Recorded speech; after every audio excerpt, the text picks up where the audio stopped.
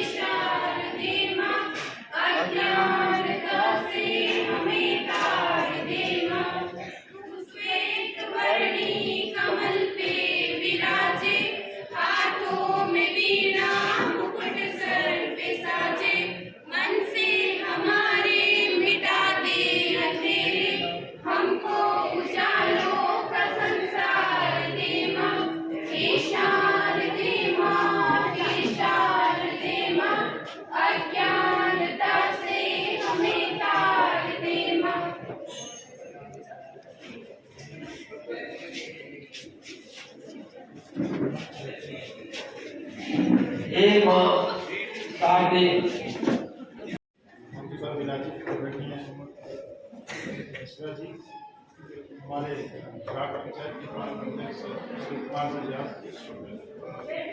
के आचार्य महोदय मुकेश जी और आज के इस कार्यक्रम के विशेष संयोजन के दायित्व को निभाने वाले अध्यक्ष जी और प्रेस विद्यार्थी।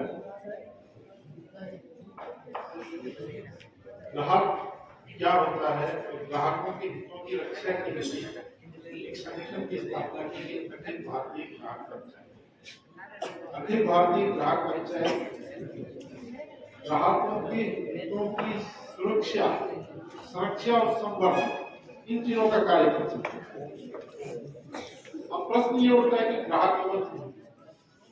आप में से कोई बता पाएंगे कि ग्राहक कौन है?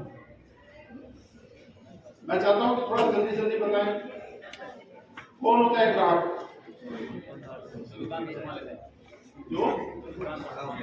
जो दुकान पे सामान लेता है, और जो दुकान पे सामान नहीं लेता वो ग्राहक नहीं होता, वो भी होता है। हमारा ये मानना है कि एक बच्चा जब मां के पेट में आता है तब से लेकर मृत्यु के उपरांत बाद तक की व्यक्ति ग्राहक के रूप में उसका कार्य निर्वहन होता है। ग्राहकों के हितों की सुरक्षा करना हमारी प्राथमिक जिम्मेदारी है। वो इसलिए क्योंकि हम कोई भी चीज, कोई भी वस्तु अगर हम लेते हैं तो उसका हम एक वाजिब मूल्य, वाजिब कीमत उसकी देकर उसको प्राप्त करते हैं। तो ये हमारा अधिकार है कि जो हमने वाजिब मूल्य, वाजिब कीमत दी है उसके प्रतिफल में मिलने वाली वस्तु भी हमें वाजिब मिलनी चाहिए। उसमें किसी प्रकार की कोई गड़बड़ी नहीं होनी चाहिए। इसके लिए जागरूकता होना, जागरूक होना और इस जागृत अवस्था के साथ समाज में काम करना, ये ग्राहक पंचायत का विशेष कार्य है। हमारे संगठन की स्थापना राष्ट्रीय स्वयंसेवक संघ के विचारक थे बिंदु माधव जी, उनके द्वारा की गई। और आप लोग सब जानते होंगे, मैंने अभी सर से पूछा था कि कौन सी क्लास के बच्चे हैं, तो 10वीं से 12वीं तक के बच्चे हैं यहाँ पे। तो आप लोग सब जानते होंगे कि हमारे देश में उपभोक्ता संरक्षण कानून लागू है। पहले उसका नाम था उपभोक्ता संरक्षण अधिनियम 1986। 2019 में उस कानून में परिवर्तन किया गया है। अब उपभोक्ता संरक्षण अधिनियम 2019 है। 1986 में जो अधिनियम लागू हुआ था, तत्कालीन प्रधानमंत्री राजीव गांधी उस समय थे और उनके द्वारा लागू किया गया था, संसद में प्रस्ताव पारित करके।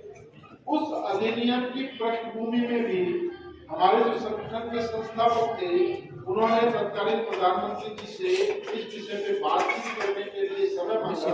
5 मिनट का समय दिया गया और जब उन्होंने उनके सामने ग्राहकों की हितों की रक्षा के लिए कानून की आवश्यकता पर जोर दिया, उन्होंने बताया कि इस देश में ग्राहकों की हितों की रक्षा के लिए कोई कानून नहीं, कानून बनना चाहिए। तो उस समय के प्रधानमंत्री जी राजीव गांधी जी, उन्होंने 5 मिनट का समय दिया था। उससे बात करते करते उनको शायद घंटों लग गए, घंटों बीते, तब उनको लगा कि ये बात बहुत सही है, बहुत वास्तविक है, वाजिब है, और उसके लिए उनकी प्रेरणा से उपभोक्ता संरक्षण अधिनियम 1986 लागू हुआ। हम धरातल पर कुछ इस प्रकार काम करते हैं कि आप जैसे विद्यार्थियों के बीच में जाते हैं, प्रबुद्ध लोगों को हम साथ में लाते हैं और एक जागरण का काम करते हैं कि समाज में किस प्रकार जागरण हो हमारे हितों की रक्षा सुरक्षा करने के लिए। आज उस विषय पे अलग अलग व्यक्तित्व अपने विचार रखेंगे। तो 2-3 छोटी सी बातें आपके साथ शेयर करूंगा इसी विषय से। आप और हम सब आजकल एंड्रॉइड मोबाइल का प्रयोग करते हैं, एप्पल मोबाइल का प्रयोग करते हैं। मेरे ख्याल से आप सब लोग, या तो आपके पास होगा, नहीं है तो आप स्कूल से जाने के बाद बहुत ज्यादा समय उसमें बिताते हैं। हाँ या बिताते हैं? आप में से बहुत से लोग उसके द्वारा पेमेंट भी करते हैं। फोन पे, गूगल पे, पेटीएम से पेमेंट करते हैं। बहुत से मैसेज आपके साथ आपके फोन में आते रहते हैं, इतने रुपए की कोई लिंक आता है, इस पे शेयर कीजिए, इस पे क्लिक कीजिए, आते हैं। आपने अखबारों में ये चीजें भी पढ़ी होगी कि किसी आदमी के अकाउंट से ऑनलाइन फ्रॉड होकर इतने रुपए उसके निकल गए हैं। आप में से भी किसी के साथ, किसी के परिवार में ये घटना हुई है क्या? हो सकती है। जिस प्रकार हमारे परिवार में कोई अनजाना व्यक्ति नहीं आ सकता।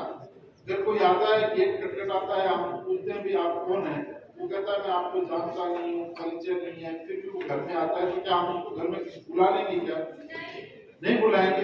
बिल्कुल उसी प्रकार हमारे मोबाइल के अंदर भी बहुत से अनजाने लोग प्रवेश करने की क्षमता या ताक में रहते हैं। तो उनको हमें रोकना होगा। कैसे रोकेंगे? कोई अनएक्सपेक्टेड, अनवांटेड लिंक्स जो आते हैं, उस पर किसी भी हालात में क्लिक नहीं करना है। अगर आपको डाउटफुल लगे, सस्पेक्टेड लगे, तो उस पर क्लिक नहीं करना है। क्लिक करने से क्या होगा? आपके उस मोबाइल से जुड़े हुए जो अकाउंट है, उसमें से पैसे निकल सकते हैं। ऐसे तो नहीं निकलते, लेकिन एक्सपर्ट होते हैं वो फ्रॉड करने वाले, वो भी निकालते हैं। इस प्रकार हमें अपने परिवार वालों को भी जानकारी देनी है। इस प्रकार कोई भी ऐसा फाइनेंशियल टाइप का कोई लिंक आए, उस पर क्लिक नहीं करना। दूसरी बात, आप जब लोग कोई बाजार से चीज लेते हैं, तो उस चीज के पैकेट के ऊपर आप लोग क्या क्या चीजें देखते हैं? एक्सपायरी डेट और एमआरपी और पैकिंग डेट तो आगे, एक्सपायरी डेट आती है तो पैकिंग डेट नहीं होती, पैकिंग डेट होती है। शायद एक्सपायरी डेट उसमें लिखा होता है यूज बिफोर 6 मंथ, 12 मंथ। या मिली हुई खाद्य सामग्री, कंटेंट इंग्रेडिएंट, यही होता है। एमआरपी क्या होता है? मैक्सिमम रिटेल प्राइस या minimum retail price? Maximum retail price. तो हमें कोशिश करनी चाहिए कि एमआरपी से भी कम में अगर हम कोई सामान ला सके तो लाएं। वो मैक्सिमम है, मिनिमम नहीं है, उससे कम में भी मिल सकती है। दूसरी जो आपने कही कि उसमें क्या क्या चीजें मिली हुई है, वो भी हमें जानकारी होनी चाहिए। उदाहरण के लिए आपने कोई चिप्स का पैकेट खरीदा और उसमें कोई कंटेंट्स नॉन वेजिटेरियन मिले हुए हैं, आप वेजिटेरियन हैं, तो क्या आपको स्वीकार होगा? तो ये भी हमें पढ़ना चाहिए। समय में ज्यादा नहीं लूंगा। आज और भी बहुत लोग उपस्थित हैं। मैंने अपने संगठन का थोड़ा परिचय दिया है। संगठनात्मक दृष्टि से हम लोग का एक जोधपुर प्रांत है जिसमें 10 जिले आते हैं और उन 10 जिलों में से बीकानेर जिला भी है। हमारे जोधपुर प्रांत माँ सरस्वती को वंदन, विवेकानंद जी को वंदन, मंच पर आसीन पदाधिकारियों को वंदन, मेरे छोटे छोटे बच्चे, बेटियां और बेटा। देखो, आज अपन जिस विषय पर हम लोग यहाँ पर आए हैं उस विषय को जानने से पहले एक शब्द आपने सुना होगा, ग्राहक। ग्राहक तो मैं आपको पहले ही आगाह कर देता हूँ कि आप केवल बैठे हैं और सुनेंगे ऐसा नहीं है, क्योंकि इस संगठन के और हमारे जोधपुर प्रांत के मनीषी डॉक्टर शिव कुमार जी वो आपसे प्रश्न भी पूछेंगे कि इस 1 घंटे के कार्यक्रम में आपने क्या सीखा है और किसने क्या कहा है और आपने क्या सुना है। यदि आपने उस कार्यक्रम में एकाग्रता नहीं रखी तो फिर आपकी परीक्षा होगी सबके सामने। तो जो शब्द है ना ग्राहक, वो ग्राहक शब्द ग्रहण से बना हुआ है। ग्रहण, एक तो ग्रह होता है जो ग्रहण, जो सूर्य ग्रहण लगता है, एक ग्रहण यानी घर में प्रवेश करते हैं ना। हम शिक्षा को जब ग्रहण करते हैं ना, उसके लिए एकाग्रचित्त होना बहुत जरूरी है। मेरा पड़ोस वाला क्या कर रहा है, क्या बातें कर रहा है, वो ध्यान नहीं। जब टीचर हमारी क्लास में पढ़ाते, शिक्षक पढ़ाते ना, तो शिक्षक जब पढ़ाते हैं उसमें हम आपस में बातचीत करते हैं, फिर कहते परीक्षा में तो नंबर आए नहीं, सर ये डाउट किया है। तो सर ने कहा मुझे समझाया तो था, फिर आपने समझा क्यों नहीं? क्योंकि आपने ग्रहण ही नहीं किया। तो जो शब्द ग्राहक बना ना, वो ग्रहण से बना है। और ग्राहक जो शब्द बना है, किसी वस्तु को जब हम खरीदते हैं, उसका मूल्य चुकाते हैं, ठीक है ना, जब हम कोई चीज ग्रहण करते हैं तो उसको हम आत्मसात कर लेते हैं।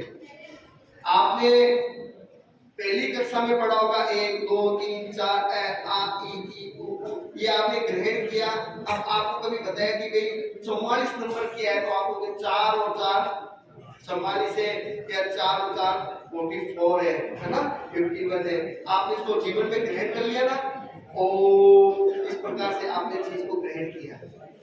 मैं बहुत समय लिमिट करूंगा क्योंकि बहुत बड़े बड़े वक्ता यहाँ पर बैठे हुए हैं और ग्राहक के संबंध में कुछ चीज बताएंगे। मैं केवल उस विषय पे नहीं जाके अलग विषय पे बताऊंगा, आध्यात्मिक विषय पे ज्यादा जोर दूंगा कि जीवन में आध्यात्मिक होगा ना तो देश बहुत उन्नति पे रहेगा। आपके सामने सबसे पहले माल्यार्पण हुआ और इस स्कूल की जो बिल्डिंग में माँ सरस्वती की चित्र है, तो कभी मंथन किया करो। माँ सरस्वती के चित्र केवल ये नहीं वो गिरा लेके बेच सकी है, कभी मंथन किया करो तो आपका आत्म प्रकाश रहेगा, जीवन में तेजस्विता बढ़ेगी और तेजस्विता एकाग्रता बढ़ेगी तो आप अच्छे ग्राहक भी बढ़ोगे, अच्छे ग्रहण भी बढ़ोगे और अच्छा श्रोता भी बढ़ोगे। एक अच्छा श्रोता ही एक अच्छा विद्यार्थी होता है। अगर आपने अच्छे से बात नहीं सुनी ना तो जीवन में कभी कामयाब नहीं हो पाओगे। टीचर ने कहा कि ये काम करना है, ये नहीं करना, आपने सुना ही नहीं तो फिर फिर 5 मिनट सर ने क्या कहा था, आपने एकाग्रता रखी नहीं। तो इस कार्यक्रम में एकाग्रता रखना, क्योंकि जो यहाँ पर आए हुए हैं, जो यहाँ पर आपको कुछ ग्राहकों के संबंध में कुछ बात बताएंगे, वो बहुत अमूल्य समय निकाल कर आपके पास आए। बहुत अमूल्य समय, एक समय उनका एक मिनट कीमती है। भारत में ऐसे 2 व्यक्ति हैं जो मुझे ध्यान में है कि वो किताबों को इस तरह से पन्ने पलटते थे और वो पन्ने उनको याद हो जाते थे। उनमें से विवेकानंद जी भी थे। इतनी एकाग्रता उनकी थी, ईश्वर के 2 बार 3 बार उन्हें साक्षात्कार किए, परमात्मा के साक्षात्कार किए, ऐसे विवेकानंद जी थे। और बहुत कम उम्र में वो चले गए। उन्होंने एक बातें बहुत की जो मुझे अच्छी लगी। वो बात ये थी कि भारतवर्ष एक जागृत देवता है। भारत क्या है? एक जीता जागता देवता है। तो आप जिस भारत भूमि में आप लोगों ने जन्म लिया है ना, आपने बहुत पुण्य है, लेकिन आप उसमें अगर एकाग्रचित्ता या अपने समय का अपव्यय करते हैं ना तो फिर हमसे ज्यादा दुर्भाग्यशाली कोई नहीं है। विवेकानंद जी का एक छोटा सा उदाहरण है कि जब वो साधना करने गए तो उनके मन में एक चीज आई थी कि इस कलयुग में, इस समय में, इस लोकतंत्र के समय में कौन कामयाब हो सकता है, तो उन्होंने एक ही मंत्र दिया था, संगठन संगठन संगठन। जो संगठित रहेगा वो कामयाब होगा। और भारतवर्ष में नहीं, पूरे विश्व में तो सबसे बड़ा अगर कोई समुदाय है ना, वो ग्राहक का है।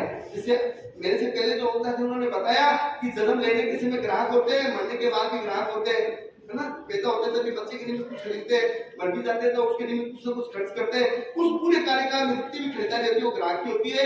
उस बीच में हमारा कहीं पे शोषण नहीं हो, और उस शोषण से बचने के लिए इस संगठन को बनाया गया। बीकानेर में भी एक ऐसी समस्या आई थी कि जो बच्चे साइंस के स्टूडेंट हैं उनको पता है कि 12वीं करने के बाद में एक परीक्षा देनी पड़ती है कि किसी को डॉक्टर बनना है। तो आप सब बच्चों, आपको याद होगा आज से 1 साल पहले हम लोग इसी मंच पे मिले थे, याद आया आपको? उस समय भी आपको कंज्यूमर, ग्राहक, उपभोक्ता के अधिकारों के बारे में बताया गया। तो क्या आप में से कोई भी परिवार, बच्चा, स्टूडेंट कंज्यूमर कोर्ट गया? नहीं। आपने सामान का बिल खरीदने का प्रयास किया? कैसा लगा? दुकानदार ने क्या बोला बिल देने में? अच्छा, पड़ोसी की दुकान को छोड़ दो, बाजार में जो मेन रोड पे दुकानें हैं उनको छोड़ दो, शॉपिंग मॉल जाते हो ना, कहाँ कहाँ गए आप? हीरालाल मॉल है, ये आपने विशाल मेगा मार्ट है, रिलायंस स्मार्ट पॉइंट बने हुए, यहाँ से शॉपिंग करते हो, यहाँ से बिल लेते हो, वो बिना मांगे बिल देते हैं आपको, किस टाइप का देते हैं?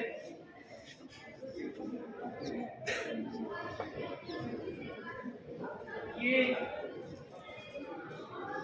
इस टाइप का बिल दिया जाता है आपको, ये मतलब ये बिल मैंने आज से 5 दिन पहले दिया था। कितने दिन? बता सकते हो इस कागज को देख के कितना पुराना हो सकता है? चेक कर लीजिए, लगभग इसकी वैलिडिटी देखें आप। ये बिल है ना, बिल का जो परफॉर्मा होता है ये उसके खिलाफ है, आपको बेवकूफ बनाया जा रहा है। इस बिल में आपका नाम नहीं होता है, और सबसे बड़ी बात, आपने 5000 रुपए की एक स्वेटर खरीदी, अच्छी ड्रेस खरीदी, उसका बटन टूट गया या सिलाई भूल गई, आप 10 दिन बाद जाते हो उसके पास, मैडम बिल दीजिए, सर बिल दीजिए, भैया बिल लेके आए, तो बिल तो साफ हो। ये बिल साफ होना भी आपके अधिकारों का हनन है। यदि इस बिल में आपका नाम नहीं लिखा हुआ है और बिल दिए आपको, तो भी आप रिलायंस स्मार्ट पॉइंट या जितने भी सत्ताधारी कब्जा कर बैठे उनके खिलाफ भी आप केस कर सकते हो। मान लो कि आपके कपड़े सही है, आपने जो सामान लिया है वो सब सही है, लेकिन बिल आपको ये कच्चा कागज दिया है, इसको यूं करने से साफ हो जाता है, तो भी आप उसके खिलाफ कोर्ट में जा सकते हो और आपको हर्जाना मिलेगा, बशर्ते आपके पास पेमेंट किया हो और आप उनसे माल लिया हो। माल की क्वालिटी कैसे है उससे कोई फर्क नहीं पड़ता है, लेकिन बिल में आपका नाम नहीं है, ये सबसे बड़ी लापरवाही है कंपनियों की। मिठाई लेने जाते हो ना, कोर्ट गेट पे होंगे 1-2 दिन बड़े शोरूम, बीकाराम, चांदमल, और वो भी आप ऐसी छोटी सी पर्ची देते हैं, इतनी सी पर्ची होती है, उसको भी क्रॉस करके अपने पास रख लेते हैं, आपको डब्बा देके विदा नहीं, आप वो पर्ची अपने पास रखो, क्या पता मिठाई में मिलावट हो, आपका स्वास्थ्य बिगड़ जाए, फिर आप घूमते फिरोगे, पता है ना ऐसा। और एक चीज और नोट की है, ट्रेवल करते हो आप ट्रेन से, फ्लाइट से कोई गया मौका नहीं मिला। तो ट्रेन में आप जो यात्रा करते हो तो यात्रा में आपके पास बिल क्या होता है? टिकट, वो आपका बिल होता है। आप मान लो ऐसी कोच में यात्रा कर रहे हो, एक चूहा आता है सामान को उतर देता है, या कोई चोर आता है सामान चोरी करके ले जाता है।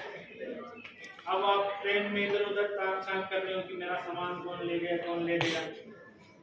बैठे आप बीकानेर से जयपुर पहुंचे, आपका बैग गायब हो गया। कलकत्ता यूपी बिहार तक गए, आपका मोबाइल झपटा मार दिया। अब कहाँ रिपोर्ट करें हम? सब बीकानेर से आए हैं, बिहार बैठे हैं, कलकत्ता पहुंच गए, 1 महीना यहाँ रुकना पड़ेगा, मोबाइल तो चला गया, खजाना किससे ले, मम्मी पापा को क्या जवाब देंगे, दोबारा कौन दिलाएगा तो कौन दिलाएगा, बहुत सारे सवाल आते हैं। लेकिन आपको घबराने की जरूरत। आप जैसे बीकानेर आते हो उससे पहले मोबाइल तो चलाते हो ना, फेसबुक आईडी है सबके, इंस्टा यूज करते हो, व्हाट्सएप चलाते हो, ट्विटर भी चलाया करो आप। ट्विटर पे राजस्थान पुलिस, जिला प्रशासन, रेलवे और जितनी भी सेवाएं हैं उन सब के ट्विटर पे पेज बने हुए, अकाउंट बना रखा उन्होंने। आपके साथ कोई भी ट्रेन में लूटमार की घटना होती है तो तुरंत आप ट्विटर पे शिकायत करें, आपकी घटना तो तुरंत संज्ञान लिया जाएगा। जो भी आपके साथ घटना होती है उसके बारे में आप बताएं, मैं ऐसे जा रहा था, मेरे पास ये टिकट है, मेरा मोबाइल, मेरा सामान, मेरा लगेज, मेरा पर्स हो गया, या कोई चुरा कर ले गया। तो आप जैसे बीकानेर आओ, बीकानेर आने के बाद में जिला उपभोक्ता विभाग कोर्ट बना हुआ है, जहाँ 5 लाख रुपए तक के हर्जाने के मामले में आपको कोई भी फीस पेमेंट नहीं करना है। आप चाहो तो आप खुद भी, वकील की भी आपको आवश्यकता नहीं है कि वकील हो तभी आपकी सुनवाई होगी। आप एक सादे पेपर में जो आपके साथ घटना घटित हुई है आप कोर्ट में लिखें, और निश्चित तौर पे चाहे रेलवे हो, चाहे एयर इंडिया हो, चाहे इंडिगो हो, जैसे सर ने भी बात की आकाश इंस्टीट्यूट, आजकल बच्चों को है ना कोचिंग के नाम पर छलावा किया जाता है, लूटा जाता है। आपको हम मेडिकल की तैयारी करवाएंगे, आपको रिट की तैयारी करवाएंगे, आपको एसएससी कांस्टेबल की जीडीपी की तैयारी करवाएंगे।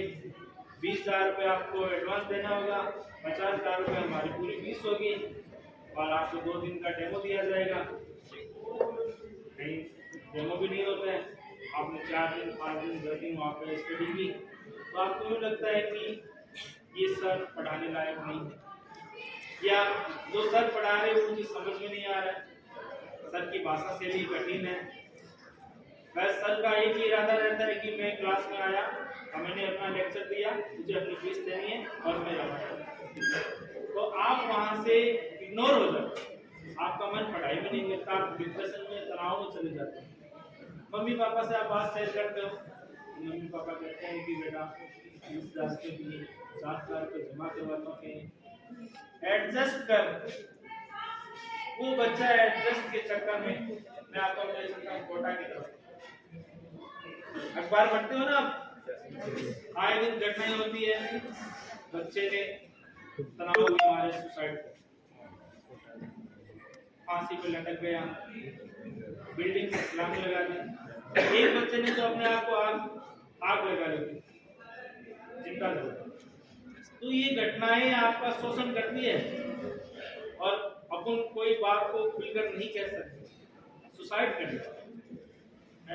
कोचिंग वालों ने फीस रिटर्न नहीं की, तो घबराना क्या है आपको, अपने अधिकारों को जगाओ, सुसाइड नहीं करने का। अभी आपने घटना सुनी होगी, हमारे स्वर्णकार समाज में 5 व्यक्तियों ने सामूहिक सुसाइड किया। इसकी वजह क्या रही वो पुलिस बताएगी, लेकिन जितना मैंने अनुभव किया है वो था उनका एकांत, घर से बाहर नहीं निकलना, अपनी बात को शेयर नहीं कर पाना, घुट घुट के जीना। अरे आपके साथ कुछ गलत होता है तो आप पुलिस को जाइए। कोई आपसे रिश्वत मांगता है तो आप वैसे भी आनंद जी मिश्रा साहब बैठे हैं, संपर्क कीजिए। कई बार क्या होता है, कार्यस्थल बहुत बड़ी चीज होती है। आपका भी कार्यस्थल है, आपको जागरूक रहना है। कार्यस्थल पर सीसीटीवी कैमरे लगे होते हैं, वो आपकी सुरक्षा के लिए लगे होते हैं। आप होटल रेस्टोरेंट जाते हैं, रूम बुक करते हैं, वहां पे भी आपको जागरूक रहना है। यदि किसी होटल में, किसी कार्यस्थल पर सीसीटीवी रूम के अंदर या जो टॉयलेट बाथरूम बने होते हैं उसके सामने सीसीटीवी लगे होते हैं, तो आप उसके खिलाफ भी कंज्यूमर कोर्ट जा सकते हैं। ये कंज्यूमर कोर्ट एक बहुत बड़ी ताकत है, सोच नहीं सकते। इस कोर्ट का तो प्रभाव इतना होता है कि सिविल कोर्ट और जो क्रिमिनल कोर्ट होती है जहां अपराधियों को सजा मिलती है, ये उससे भी ताकतवर है। आप किसी गवर्नमेंट के खिलाफ दावा लगाते हो, कहीं ऑफिस में गए, सर मुझे तो इस स्कूल की बिल्डिंग की या मेरे मकान की पट्टे की कॉपी चाहिए, चक्कर काट ली, पैसे जमा करवा के आपको पट्टे की कॉपी नहीं देंगे। क्यों नहीं देंगे? उनको काम करने की प्रवृत्ति नहीं है। सरकार उनको बैठे बैठे रकम देती है, वो भी आपके टैक्स से। जनता जो टैक्स देती है ना, उसी से कर्मचारियों को वेतन भत्ते दिए जाते हैं। तो आप अपने डॉक्यूमेंट को प्राप्त करने के लिए भी कंज्यूमर कोर्ट जा सकते हैं। ऐसे कर्मचारी जो आपको टरकाते हैं, आपकी सुनवाई नहीं करते, तो आप सुनवाई के अधिकार के तहत भी आप कोर्ट जा सकते हैं। बस मैंने आपको जो लाइव घटनाक्रम चलता है उसके बारे में बताया है, और मैं उम्मीद करूंगा कि हमारे जो आने वाले पुलिस इंस्पेक्टर साहब आनंद जी मिश्रा, वो आपको विशेषकर महिलाओं के अधिकारों के बारे में और महिलाओं के साथ अपराध कब कैसे कहाँ होता है और उस अपराध से कैसा बचा जाना चाहिए, मुझे उम्मीद है वो आपको इसके बारे में और ज़्यादा अवगत करवाएंगे। मैं धन्यवाद देना चाहूँगा सुंदर जी का, मुकेश जी का, वतन जी का और शिव भाई साहब का, और विशेषकर इस शाला प्रबंधन का प्रधानाचार्य जी का, जिन्होंने हमें एक बार फिर से अपना मेहमान बनाया, और हम उम्मीद करेंगे कि अगले साल भी हम आपके बीच में रहें। जय हिंद, जय भारत।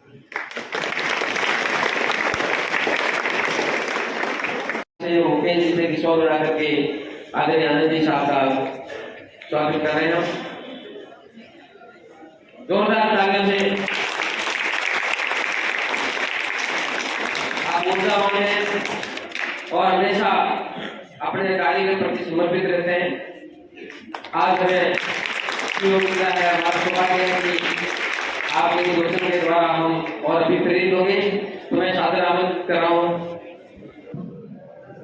आपने मुझे अवसर दिया यहाँ पे आने के लिए बच्चों के बीच में, और अन्य सोनी साहब और यहाँ के अन्य स्टाफ, और मुझे मेरे बारे में जैसा कि इन्होंने बताया होगा कि मैं एंटी करप्शन ब्यूरो में अभी कार्यरत हूँ, जिसको हिंदी में भ्रष्टाचार निरोधक ब्यूरो कहते हैं। आपने शायद नाम सुना होगा, भ्रष्टाचार निरोधक ब्यूरो, इंग्लिश में एंटी करप्शन ब्यूरो। जानते कितने बच्चे जानते हैं इसके बारे में? कोई नहीं जानता है। रंगे हाथों रिश्वत लेते हुए पकड़ते हैं, भ्रष्टाचारियों को पकड़ते हैं। हाथ खड़े करिए प्लीज, लड़कों में हाथ खड़े करिए। भ्रष्टाचार निरोधक ब्यूरो के बारे में किसने सुना, कभी कोई बात सुनी हो कि रिश्वत लेते हुए पकड़ा, अखबार पढ़ी होगी एक, बाकी कोई नहीं जानता है। 2-3 और बच्चियों में 1-2 बच्चियां जानती हैं। भ्रष्टाचार निरोधक ब्यूरो में मैं इससे पहले पुलिस में मैं कार्यरत रहा हूँ। आपके बीकानेर में नया शहर थाने में रहा हूँ मैं, बीचवाल, JNVC, इन थानों में रहा हूँ। तो रेगुलर जो पुलिस काम करती है, आप सब लोग दिन रात देखते ही हैं। कोई पुलिस को पॉजिटिवली लेता है, कोई नेगेटिवली लेता है। तो कितने बच्चों को पुलिस अच्छी लगती है? बच्चियों को ज़्यादा अच्छी लगती है, लड़कों को ज़्यादा अच्छी नहीं लग रही है। और कितनों को हाथ पीछे कर लीजिए प्लीज, और कितनों को पुलिस बहुत ही खराब लगती है। जहाँ कहीं रोक लेते हैं, परेशान करते हैं। इधर होकर के बताओ, खुल के बताओ। पुलिस कितनों को खराब है, ईमानदारी से। तो मैं भ्रष्टाचार से हो तो ईमानदारी वाली बात तो होगी। एक तो आप पुलिस ने किसको परेशान किया हुआ है बच्चों में? एक बच्चा है, उसको बड़ी सी प्रॉब्लम है, तो कोई बात नहीं, होता है। हम भी जैसे आपके जो प्राचार्य खड़े हैं, स्टाफ है, या जो भी आपके स्टाफ खड़े हैं, हम भी जैसे आपकी उम्र में थे तो हम भी बड़े पुलिस को बड़ा खराब मानते थे कि उनकी फंक्शनिंग जो होती है, या हमारे माता पिता से हम जो सुनते आते हैं, या हमारे आस पड़ोस में जो बातें होती हैं, तो पुलिस के बारे में हम ज़्यादातर नेगेटिव बातें ही सुनते हैं कि बिना पैसे लिए काम नहीं करते, टाइम पर मौके पर पहुंचते नहीं है, फिल्मों में दिखाते हैं कि लेट पहुंचते हैं। तो हम भी आपकी तरह ही बात करते थे, आपकी तरह ही सोचते थे, तो इसमें कोई गलत नहीं है, क्योंकि जो बनी समाज में छवि है तो वो तो चलेगी। और मैं अगर आप इस डिपार्टमेंट में, तो मुझे वो फेस करनी है। आने वाले टाइम में निश्चित मानिए कि आपकी स्कूल में आपके स्कूल से आपकी बच्चियों में और ये लड़कों में निश्चित 2-4% लोग, यानी कि मेरे तो सामने बैठे हैं, मैं मानता हूँ कि कम से कम 10-15 बच्चे आगे पुलिस में मिलेंगे आपको 5-7-10 साल बाद, ये निश्चित है। तो आपके प्राचार्य महोदय ने बताया कि अभी आपके जो सीनियर्स जो रहे हुए स्कूल से, वो पुलिस में पहले आ चुके हैं, अभी आपकी स्कूल से पढ़ के पुलिस में भी सर्विस दे रहे हैं। आप अपने आप को कोई कम नहीं इस चीज में समझें। आपको लग रहा होगा यार हमारे को काम नौकरी लगनी है, बहुत पढ़ना पड़ता है, बच्चियां भी ऐसा सोच रही होंगी, बच्चे भी, लेकिन ऐसा नहीं है। हम भी ऐसे सोचते थे, हम भी आए हैं, ठीक है। मैं पहले कांस्टेबल लगा, फिर डायरेक्ट एग्जाम देके सब इंस्पेक्टर लगा, ठीक है। तो ऐसा नहीं होता, शुरू में लगता है जब पढ़ाई थोड़ा मेहनत करनी पड़ती है, लेकिन आप आओगे तो भविष्य और कहाँ से आएगा? पुलिस कहाँ से बनती है? हम लोगों में से बनती है। तो आप लोग अच्छी बातें सीखिए, और पुलिस में जब आप आगे आए तो अच्छी चीजों को प्रमोट करें, अच्छे इसमें चीजें लाएं। जो आप समझते हैं आज फेस करते हैं, जो आप शिकायतें आपको आज है पुलिस से, आप आगे जाके भविष्य में उनको सुधार करें।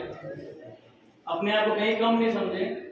और आपको कभी कभी समस्याएं आई होंगी, आपकी फैमिली में या आपके पड़ोस में कोई घटना हुई होगी, तो आपको समझ नहीं आया होगा कि हमें रिस्पॉन्स कैसे करना है, हमें तुरंत कैसे रिएक्शन करें। घर में कोई बात हो गई है, पड़ोस में कोई बात हो गई है, सडनली कोई एक्सीडेंट हो गया है, तो हमें फर्स्ट रिएक्शन कैसे करना है। तो आपके स्कूल में फर्स्ट एड वगैरह तो रेगुलर बताते ही हैं, आप थोड़ा बहुत जानते हैं। पुलिसिंग के एंगल से अगर बात करें तो सबसे पहले क्या करना चाहिए? कोई एक्सीडेंट हो गया, आपके गली में कोई एक्सीडेंट हो गया, तो आपको क्या करना चाहिए? कोई बता सकता है? कोई इंटरेस्टेड कोई बंदा, कोई बच्चा? सबसे पहले क्या करना चाहिए? एम्बुलेंस बुलानी चाहिए। एम्बुलेंस कैसे बुलाई जाती है? तो आपको मालूम सबको ही है आपको। और पुलिस को कॉल करना है फिर, और 100 नंबर होता था, अभी एक नया नंबर हो रहा है आपको। जोर से बोलिए। 112 बच्चियों में पीछे नया नंबर जो है पुलिस का, जो हेल्पलाइन है, जो तुरंत आप डायल करेंगे, आपकी घर में कोई घटना हो जाए तो आप क्या करेंगे? जो लाइफ सेविंग चीज होती है ना, इससे आप किसी की जान बचा सकते हैं, किसी की मदद कर सकते हैं। कोई चोर घुस रहे हैं रात को, क्या करना चाहिए? तो 112 अभी जो करंट में एक्टिव नंबर है 112, 100 नंबर भी लगता है, 100 भी नंबर है, 112 भी है। आप थोड़ा सा बातें ज्यादा कर रहे हैं, मुझे लग रहा है कि आपस में बातें नहीं करें। 112 है नंबर, जो पुलिस हेल्पलाइन नंबर है। पूरे बीकानेर में 5-7 मिनट 10 मिनट में आपके पास कोई ना कोई गाड़ी हेल्प के लिए आ जाएगी। और उसके अलावा आप जनरल जो गाड़ियां कौन चलाता है, ड्राइविंग कौन करता है आप में? एक बच्चा है, एक लड़का है, और लड़कों में लड़के तो चलाते होंगे कुछ है। स्कूटी बाइक कौन चलाता है? सड़कों में कौन दौड़ाता है? स्पीड से चलाते हो। बच्चियों में स्कूटी वगैरह बाइक वगैरह बेटा नहीं चलाते हैं। एक तो आपको मालूम है कितनी एज से पहले नहीं चलानी चाहिए? 18 से पहले। कोई मजबूरी में आप चला रहे हो ठीक है, बाकी मैं तो मना करूँगा नहीं चलानी चाहिए। क्योंकि स्कूटी अगर आप चला रहे हैं या बाइक चला रहे हैं तो जो बाइक जिसके नाम पे जो ऑनर है, अगर कोई घटना होती है तो उस पर इल्जाम या उस पर बात आएगी। दोषी वो माना जाएगा जिसने नाबालिग बच्चे को व्हीकल दिया है, जिसने नाबालिग बच्चे को वाहन दिया है, तो वो इसलिए थोड़ा बचना चाहिए। अगर 18 प्लस के, जैसे आप 12th के हैं तो अपना ड्राइविंग लाइसेंस 18 प्लस होते ही मम्मी पापा को बताना है, जो भी आपके गार्जियन उनको कहना है कि ये बनवाइए। 18 प्लस होते ही आपको पहले दिन से ये प्रोसीजर शुरू करना है। आप चलाते हैं 18 के जल्दी हो जाओ, 1 2 3 साल बाद बनाना है। पीछे 2-3 बच्चों ने कहा था आपको बनवाना है, लापरवाही नहीं करनी है। 18 के हो तो बनवा लो। प्रोसीजर शुरू कर दिया आपने, नहीं किया, करना है ठीक है। जो फीस लगेगी लगेगी, लेकिन सेफ्टी के लिए बहुत जरूरी है। इसलिए अगर आपके पापा के नाम बाइक है तो पापा को प्रॉब्लम नहीं होगी ठीक है। ऐसी बच्चियों को मैं कह रहा हूँ, आपकी बड़ी सिस्टर हैं, बड़े भैया हैं, या पिताजी ही हैं या माता जी हैं, वो लापरवाही में रहते हैं कि ठीक है गाड़ी चला रहे हैं, 3 साल से चला रहा हूँ, 5 साल से चला रहा हूँ, 20 साल से चला रहा हूँ, आज तक तो कुछ हुआ नहीं, लाइसेंस की क्या जरूरत है। एक्सीडेंट होते हैं तो विदिन सेकंड हो जाता है, चंद सेकंड लगते हैं। आप वीडियो वगैरह देखते हैं यूट्यूब पे या नॉर्मल व्हाट्सएप पे वीडियो, एक्सीडेंट की वीडियो देखते होंगे, कितना समय लगता है आप अंदाजा लगाइए। 5 सेकंड भी नहीं लगेंगे और लाइफ चली जाती है। आपके पीछे माता पिता ही नहीं रहेंगे तो आप क्या करोगे। तो इसलिए इस चीज को थोड़ा गंभीरता से लेना चाहिए कि माता पिता को झगड़ा करके बनवाओ, ड्राइविंग लाइसेंस तो बनवाओ, ये बोलो कि ये बनवाना है आप, और चेक करना जाके कि बनवाया है कि नहीं बनवाया, और बनवाया अगर एक्सपायर तो नहीं हो गया, रिन्यू करवाना उसको।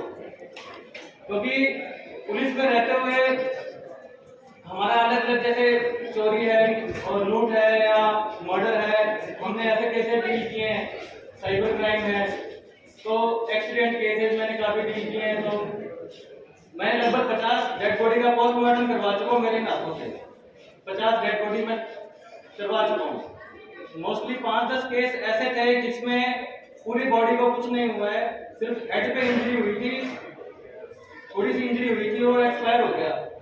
माता पिता का इकलौता बच्चा था या कोई एडल्ट ऐसा था जिसके पीछे पूरी फैमिली थी। मंच और मेरे प्यारे, समय बहुत हो गया, मैं भी ज्यादा समय नहीं लूंगा। मैं बात तो करना चाह रहा था पहले कार्यक्रम के प्रारंभ से लेकर के, और एक एक शब्द मेरे दिमाग में घट गया और मैं उसी प्रकार आपसे बात करना चाह रहा था, पर अब चूंकि समय बहुत हो गया है, आप लोग धैर्यपूर्वक सुन रहे हैं और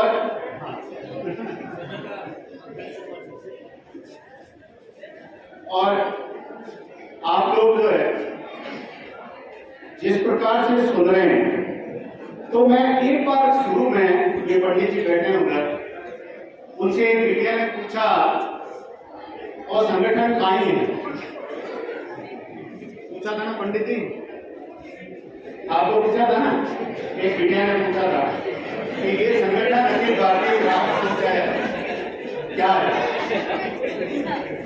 अरे एक मिनट सुनिए, ये संगठन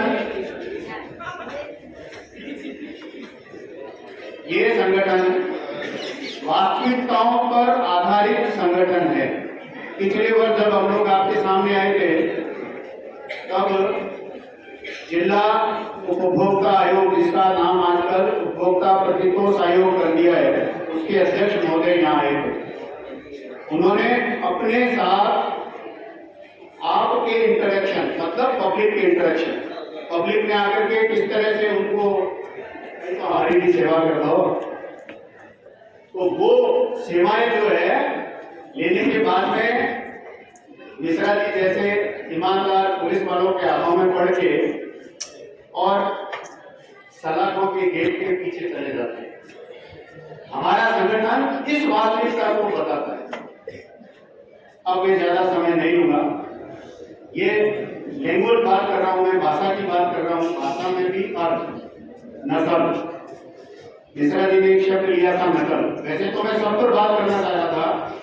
मदन जी ने कहा था एंड्रॉइड, तो मुकेश जी ने कहा था विवेकानंद जी। देखो मैं उस विषय पर भी बात करना चाह रहा था, तो समय बहुत ज्यादा हो गया। अनिल जी ने अपनी अनुभव की बातें बताई, उनमें से भी मैं बात करना चाह रहा था, पर मैं बताता हूं नकल। अब देखिए इन्होंने नकल किस संदर्भ में कहा। मैं तो एक शिक्षक हूं, इन्होंने कहा था प्रतिलिपि, कॉपी, खातेदारी की नकल, हम लोग वोटर लिस्ट की नकल। तो इनका संदर्भ वो था और मेरा संदर्भ, क्योंकि मैं एक शिक्षक हूं, शिक्षक का नकल का अर्थ होता है चीटिंग, जिससे हम आपको रोकते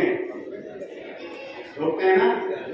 तो उस नकल में भी यदि आप अपनी अकल का उपयोग करके, उस नकल में जिसकी मिश्रा जी बात कर रहे थे, उस नकल में अपनी अकल का उपयोग करके यदि आप लोग सरकार को, पुलिस को सहयोग करें तो खुद की उन्नति करोगे और हमारा देश भी भ्रष्टाचार मुक्त होकर के उन्नति करेगा। और यदि आपने परीक्षा कक्ष में उससे पहले होमवर्क करने में, आपके चरण सिंह जी और आपके लिए जितने भी मेरे साथी हैं आपको होमवर्क देते हैं, आज मैं स्कूल आया नहीं, मैं आज स्कूल आई नहीं, सर मैं इसकी कॉपी लेकर के कर लूंगी। और यदि मैथमेटिक्स में आपने कॉपी लेकर के कर लिया तो सबसे प्राइम सब्जेक्ट है मैथमेटिक्स,